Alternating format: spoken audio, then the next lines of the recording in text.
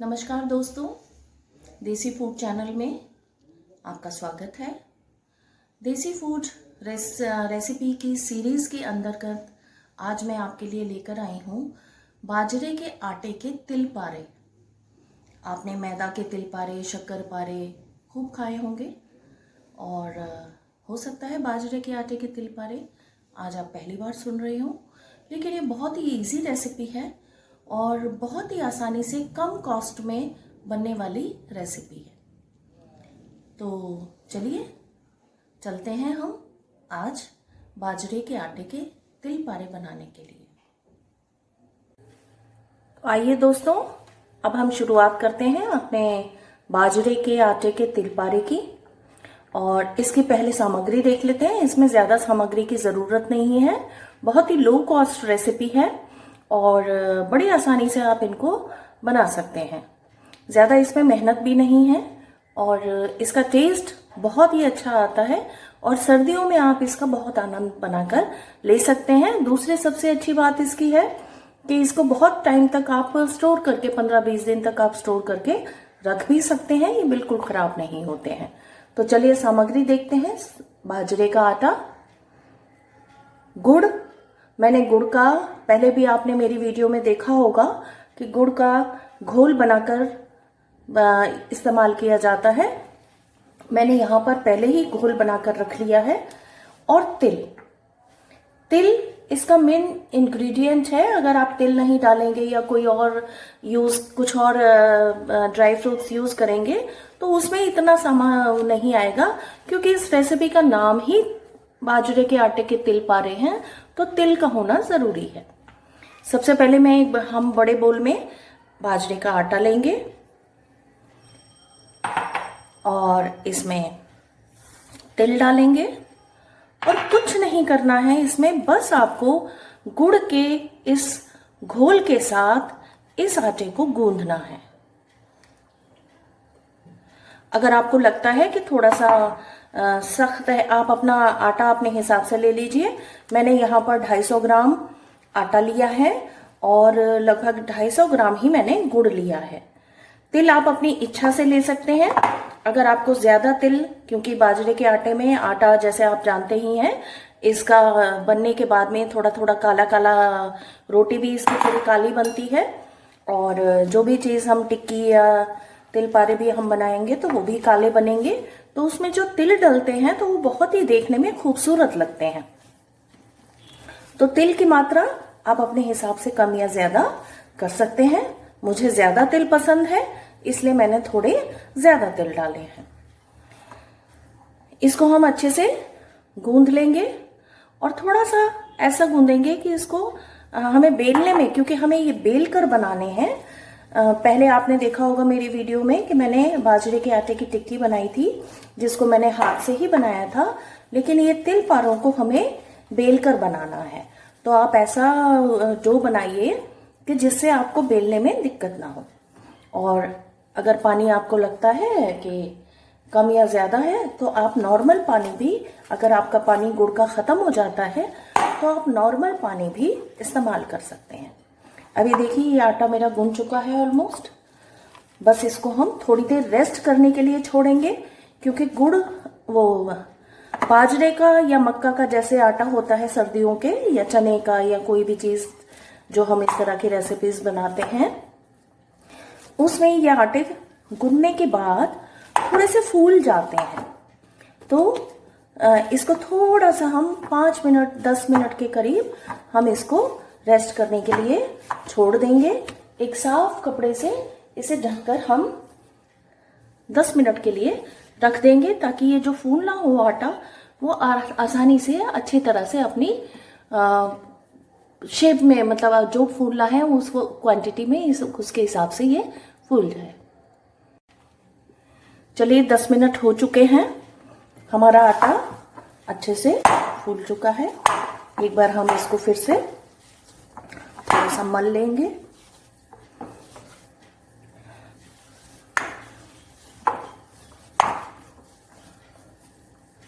इनको तलने के लिए हमें ऑयल की भी ज़रूरत पड़ेगी, तो मैंने ऑयल पहले ही कढ़ाई में गरम करने के लिए मैंने रख दिया है।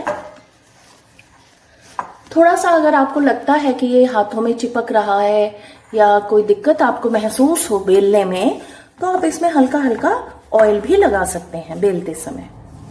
तो चलिए, ये हमारा रेडी है बिल्कुल। अब हम चकला बेलन की सहायता से इसके तिल पारे बनाएंगे।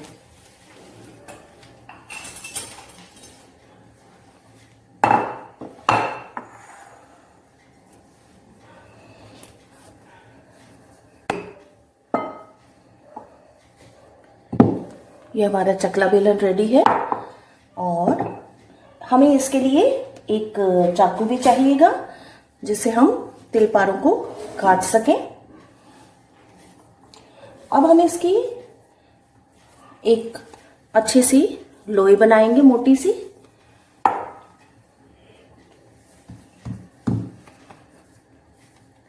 और चाहे तो आप थोड़ा सा तेल भी लगा सकते हैं।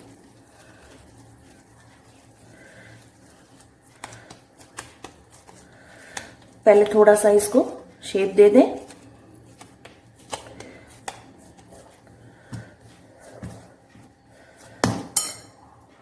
अब इसको आप बेलेंगे, हल्के हाथ से बेलेंगे, क्योंकि ये बाजरे या मक्का का आटा किनारों से फट जाता है।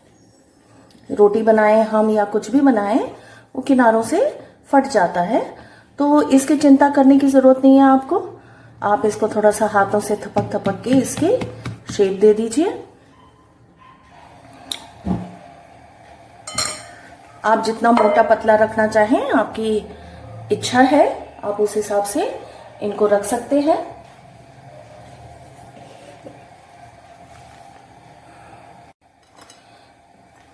अब इसको हम काट लेंगे।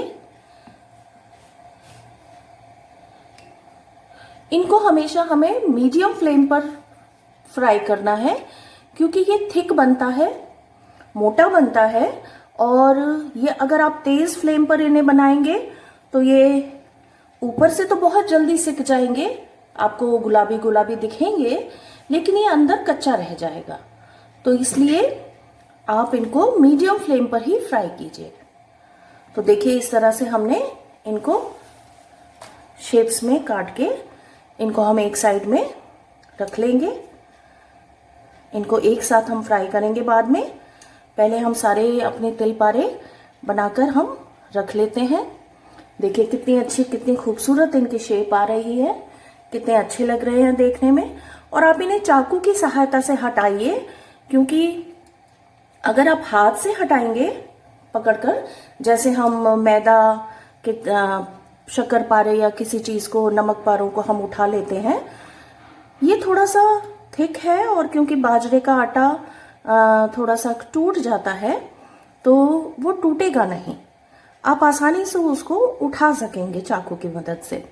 और जो किनारे आपको लगता हो भाई क्रैक हो गए हैं और हमें देखने में अच्छा नहीं लगेगा, तो आप उनको दोबारा से आटे में मिलाकर उनको फिर से लोई की, जैसे ये बचा तो मैंने इसको फिर से लोई के लिए मैंने दोबारा से बना के रख लिया। तो देखिए, ये हमारे तिल पारे ये मैंने काट कर एक प्लेट में अलग रख लिए हैं। इनको हम एक बार और मैं बना लेती हूँ और फिर इनको हम एक साथ फ्राई करेंगे। फिर से मैंने आटा लिया। ये खाने में बहुत टेस्टी और बहुत कुरकुरे, धीमी आंच पे जब आप बनाएंगे तो बहुत करारे बनेंगे और आपको बहुत अच्छा फ्लेवर, ये बहुत खाने में भी बहुत आपको अच्छा लगेगा। थोड़ी सी चिकनाई मैंने लगा ली है ताकि ये चकले पे चिपके ना। अब हम इसको हल्के हाथ से बेलेंगे।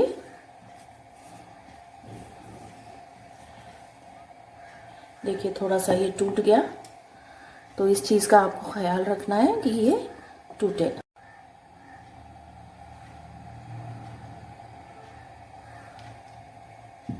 ये दूसरा भी मैंने लोई बनाकर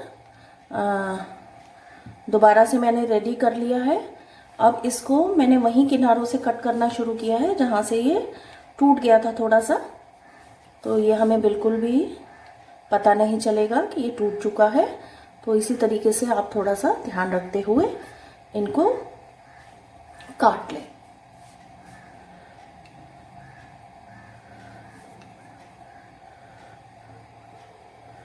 देखिए ये भी हमने काट लिया, इनको भी हम प्लेट में उतार कर रख लेंगे।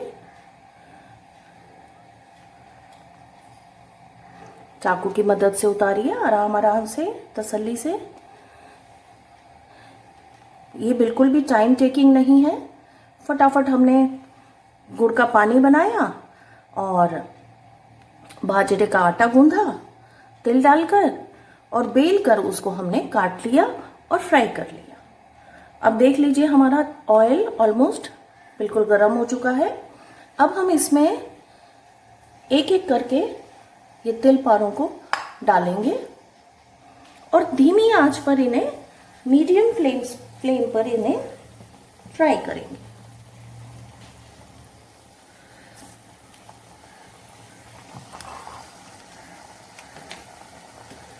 देखिए धीरे धीरे एक एक करके आप जितने कढ़ाई में डाल सकते हो उतने डाल लें।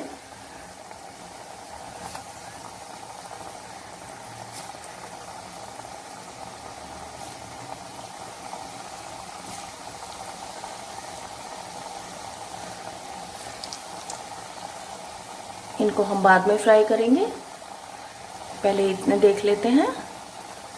ये देखिए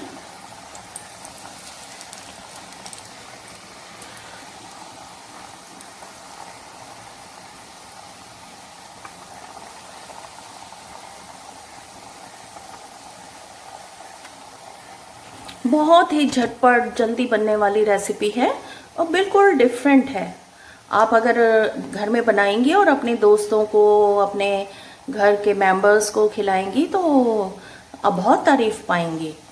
मेरे घर वालों को और मेरे बच्चों को, मेरे इन लॉज में सभी लोगों को मेरी ये रेसिपीज़ जो मैं देसी फूड चैनल पे मैं बना रही हूँ वो बहुत पसंद आती हैं और सब लोग बड़ी फरमाइश करते हैं कि आप सर्दियों में ये सारी चीज़ें बनाओ, ताकि हमें सर्दी के मौसम में इन चीज़ों का हमें लुत्फ उठाने को मिल सके। तो आप भी बनाइए और खुद भी खाइए और अपने मेंबर्स को भी, घर के मेंबर्स, फैमिली मेंबर्स को खिलाइए। और सब लोग, मुझे पूरी उम्मीद है कि सब लोगों को ये चीज़ें बहुत पसंद आएंगी। अब ये हमारे, ये देखिए हमने बिल्कुल मैंने सिम कर रखी है गैस, उस पर हमने फ्राई किया है और ये हमारे ये हल्के गोल्डन से ब्राउन से ये फ्राई हो चुके हैं। मेरी फ्रेंड्स को भी ये चीज़ें बहुत अच्छी लगती हैं जो मैं ये बनाती हूँ और वो लोग भी बहुत फरमाइश करते हैं कि अब सर्दियाँ शुरू हो गई हैं और हमें इस तरह की चीज़ें बनाकर खिलाओ। तो ये देखिए ये हमारा ये एक हमने उतार लिया। अब हम और तिल पारे डालेंगे इसमें। आटे के तिल पारे तो आपने और मैदा के तिल पारे तो आपने बहुत खाए होंगे। अब की बार आप ये बाजरे के तिल पारे बनाकर खिलाइए। इसमें गुड़ है क्योंकि, तो थोड़ा गुड़ की वजह से इसमें झाग, तेल में झाग हो जाता है, तो इससे कोई घबराने की या परेशान होने की ज़रूरत नहीं है। आप इस तरह की मीठी चीज़ों में इस तेल को चाहे तो यूज़ कर सकते हैं। और आपको अगर वहम लगता है कि हम रीयूज़ नहीं करेंगे तो आप ना भी करिए, फेंक दीजिए इसको। और तेल इतना ही लीजिए जितना आपको लगता है कि हमारा तेल खप जाएगा।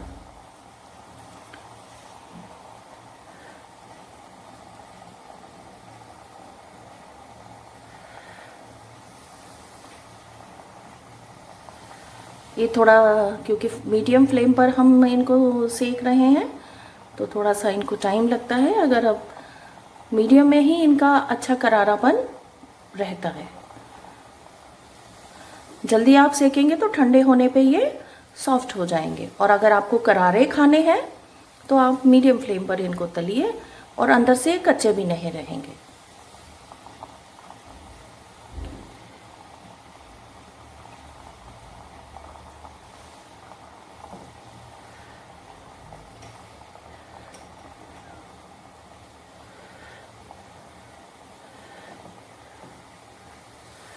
अभी मैं आपके लिए, जब तक सर्दियों का मौसम है तब तक मैं आपके लिए गुड़ और इसी तरह की रेसिपीज़ लेकर आऊँगी जो हमें सर्दियों में बहुत अच्छी लगती हैं, और ये चीज़ें बहुत ज़्यादा अवेलेबल भी होती हैं और बहुत ही सस्ती भी होती हैं।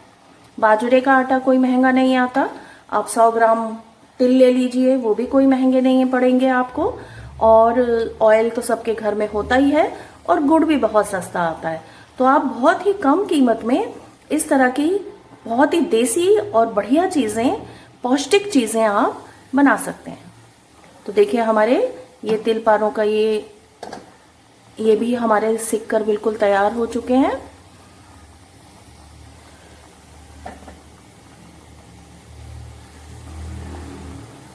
इसको बस थोड़ा सा फ्राई करने में ही समय लगता है, अदरवाइज इस रेसिपी को बनाने में ज़रा भी समय नहीं लगता है। अब देखिए, क्योंकि गुड़ के मिठास की वजह से हमारा ऑयल थोड़ा झाग दे रहा था, अब जैसे ही हमने तिल पारों को निकाला ऑयल बिल्कुल नॉर्मल हो गया। तो अब ये हमारे तिल पारे बनके बिल्कुल रेडी हो चुके हैं।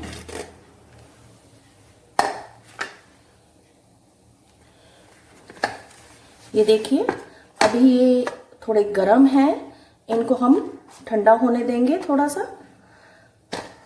गरम में है भी, हालांकि खाने में गरम गरम को भी खाने में बड़ा स्वाद आता है, लेकिन आप इसे जब अगर स्टोर करें तो इसे अच्छे से ठंडा खुले में रखें थोड़ी देर, और ठंडा कर लें। फिर इसको किसी एयर टाइट बर्तन में, किसी बोल में, एयर टाइट बोल में जिसका लिड अच्छा सा हो, उसमें इसको स्टोर करके रख सकते हैं, और जब कभी भी चाहें इसका आनंद ले सकते हैं। देखिए दोस्तों, हमारे बाजरे के आटे तिल पारे बनके तैयार हो चुके हैं। कितनी परफेक्ट शेप आई है इनकी, बिल्कुल जैसे बाजार के आप शक्कर पारे या गुड़ पारे आप खाते हैं, या मैदा के बने हुए तिल पारे आप खाते हैं, बिल्कुल वैसी ही परफेक्ट शेप आई है। और देखने में भी ये बहुत खूबसूरत लग रहे हैं। ये ब्राउन कलर के आटे पर, बाजरे के आटे पर ये वाइट वाइट तिल देखने में भी बहुत खूबसूरत लगते हैं, और जितने ये देखने में खूबसूरत हैं उतने ही खाने में भी बहुत टेस्टी हैं। तो आप इन तिल पारों को, बाजरे के आटे के तिल पारों को बनाकर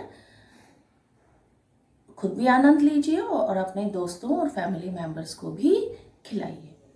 और आपको मेरी ये रेसिपी पसंद आए तो प्लीज़ सब्सक्राइब करें, शेयर करें, लाइक करें और कमेंट करना ना भूलें, ताकि मैं आपके लिए इसी तरह के और रेसिपीज़ बनाती रहूं। Thank you.